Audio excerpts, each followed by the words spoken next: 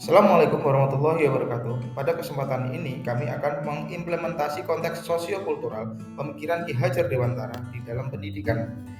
Perkenalkan, kami dari kelompok B1, CGP Yulianto, CGP Vika Rahmawati, CGP Galih Kartika Dewi, CGP Nur Lailatul, dan yang terakhir CGP Istiqomah.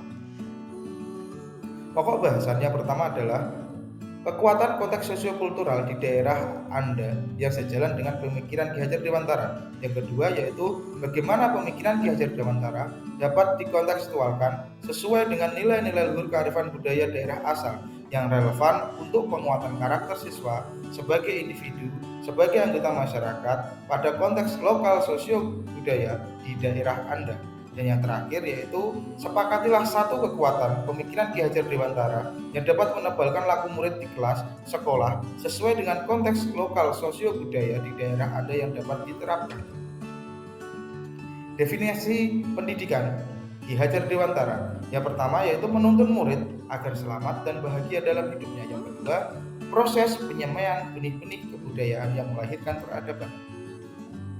Sosiokultural lokal merupakan aspek-aspek kehidupan sosial dan budaya dalam suatu kelompok masyarakat yang berkaitan dengan cara hidup, nilai-nilai norma, kebiasaan, tradisi, dan interaksi sosial.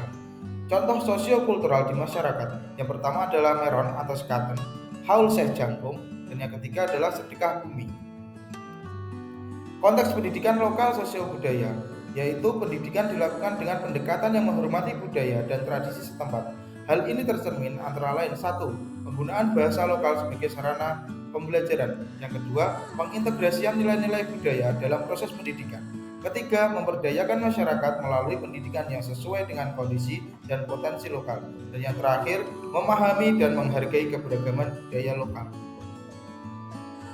Tantangan dan solusi penerapan pemikiran Ki Hajar Dewantara di kelas atau di sekolah. Yang pertama adalah keterbatasan waktu dan kurikulum. Kurikulum yang padat, tentu waktu pembelajaran yang terbatas, menyulitkan integrasi aspek lokal sosial budaya. Solusinya yaitu mengidentifikasi poin yang tepat di kurikulum untuk mengintegrasikan elemen-elemen budaya lokal seperti dalam proyek atau kegiatan lintas mata pelajaran.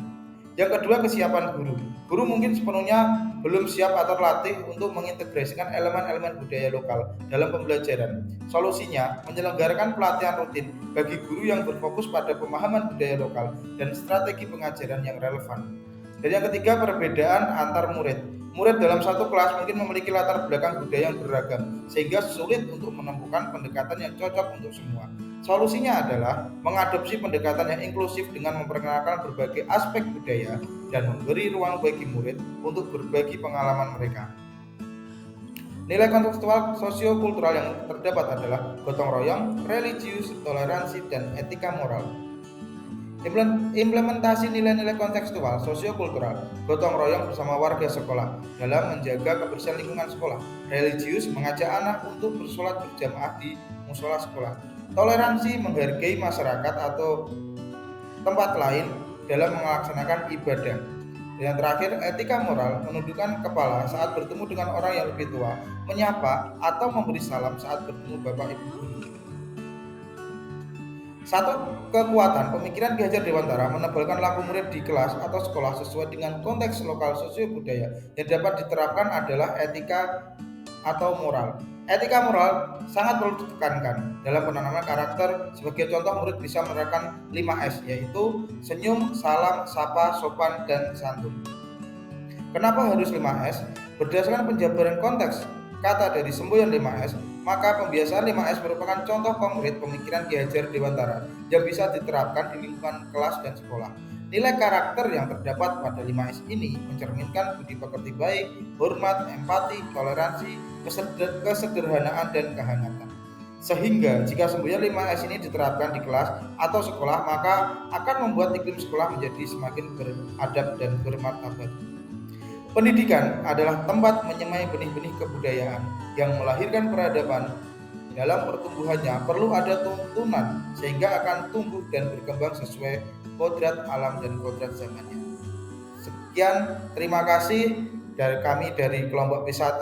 Salam guru penggerak. Wassalamualaikum warahmatullahi wabarakatuh.